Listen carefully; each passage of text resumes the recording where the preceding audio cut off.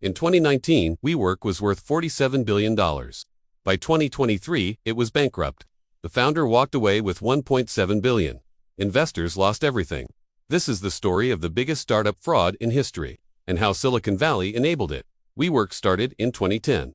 The pitch was simple. We're not a real estate company.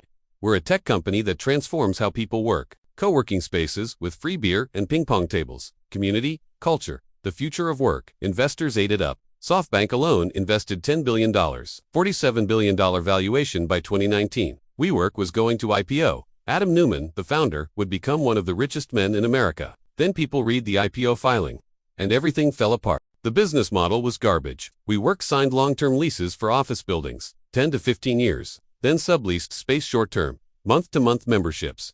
This is called arbitrage. Sounds smart, but it's incredibly risky. If the economy crashes and companies cancel memberships, WeWork still owes rent on 15-year leases. With no revenue, that's not tech. That's real estate. Extremely leveraged real estate. The kind that destroys companies in recessions. The numbers were catastrophic. WeWork lost $1.9 billion in 2018. Revenue was $1.8 billion. They lost more money than they made, and it was getting worse. Losses growing faster than revenue. The IPO filing showed WeWork would never be profitable. The valuation was based on hype, not reality. Then came Adam Neumann. The IPO filing revealed conflicts of interest that were brazen even by Silicon Valley standards. Neumann owned buildings that he leased to WeWork. He was both landlord and tenant, paying himself rent with investor money. He trademarked the word "we" and charged WeWork $6 million to use it. His own company. He took out over $700 million in loans, using his WeWork stock as collateral, then used that money to buy more buildings to lease to WeWork. A circular grift. The governance was non-existent. Neumann had supervoting shares. He controlled the company completely. The board couldn't stop him. His wife was chief brand officer. Her main qualification was being married to Adam. The filing admitted the company's success depended entirely on Neumann continuing to lead it. Not the business model, not the technology. One man's vision. When that man is taking out hundreds of millions in personal loans against company stock, that's a red flag the size of a billboard. The IPO was supposed to happen September 2019, but investors revolted. The valuation dropped from $47 billion to $20 billion, then $10 billion, then $8 billion. WeWork pulled the IPO. It was humiliating. Neumann was forced out. SoftBank had to bail out the company with another $10 billion just to keep it alive.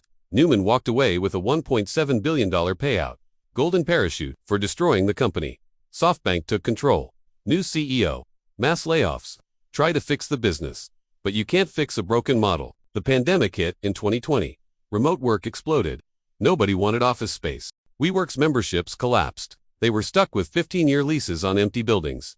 Bleeding money, they finally went public in 2021 via SPAC at a $10 billion valuation. By 2023, the stock was worth pennies. WeWork declared bankruptcy November 2023. Investors lost $40 billion. SoftBank lost the most. They invested $18 billion total. Got nothing back. Retail investors who bought the SPAC were wiped out. Employees laid off lost equity that became worthless. The only person who made money was Adam Neumann. $1.7 billion. For running a company into the ground. This is Silicon Valley in one story. Fake it till you make it taken to its logical conclusion. A real estate company calls itself tech and gets tech valuations. Venture capitalists throw billions at it because they're afraid of missing out. The founder enriches himself while the company burns money. The IPO filing finally forces honesty. The house of cards collapses. Everyone loses except the founder who already cashed out. WeWork didn't fail because of bad luck. It failed because the business model was always garbage. You can't arbitrage real estate long-term without massive risk. And you can't call yourself a tech company just because you have an app. But Silicon Valley wanted to believe. So they gave $47 billion to a guy who charged his own company for the word "we." That's not innovation. That's fraud. If you made it this far, let me know your thoughts. And subscribe if you haven't. Thanks for watching.